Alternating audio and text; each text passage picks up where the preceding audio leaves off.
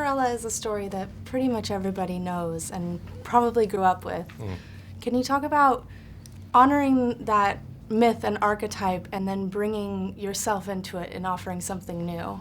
Well, it's a challenge that I've faced with other projects in my career because I have an interest in the classics and myths that have been current for so long. And I think it's a good way of putting it. You do try and honor what's there, which is to welcome and embrace what has caught people's attentions.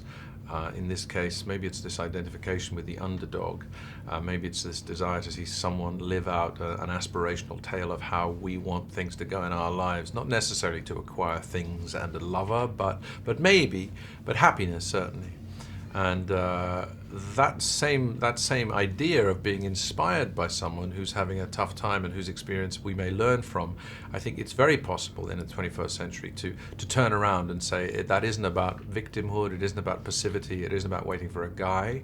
It's about proactive choices, it's about a sense of humor, it's about living in the moment, it's about appreciating who you are and where you're from and believing that that's good enough. Yeah, that was one of my, I was going to ask you about that, but you nailed it.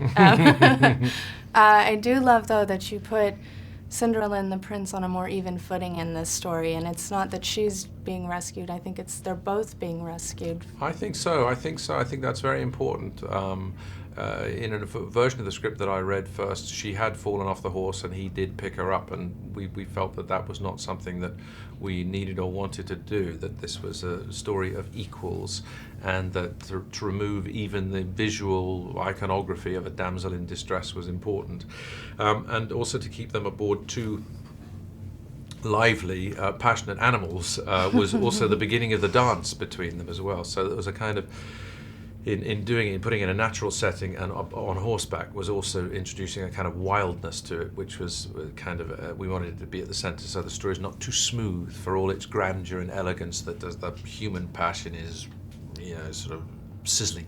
What you guys created here also is such a visually splendid and sumptuous world. What was the process like determining how you wanted your Cinderella to look?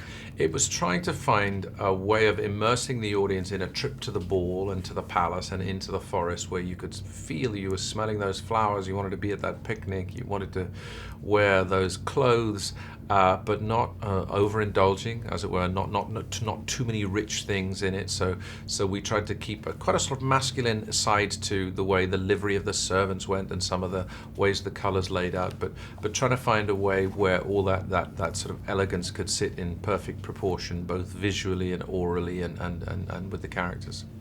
Yeah, I have time for one more question with you. I love your Shakespeare work, and I'm so excited to hear that you're doing Romeo and Juliet with them in London. Mm-hmm. Are we going to see another Shakespeare movie from you at some point? I hope so. I'd very much like to do that, and it's never far from my thoughts. Watch this space. Yeah. Okay, great. Thank you so much. Thanks a lot. Thank you.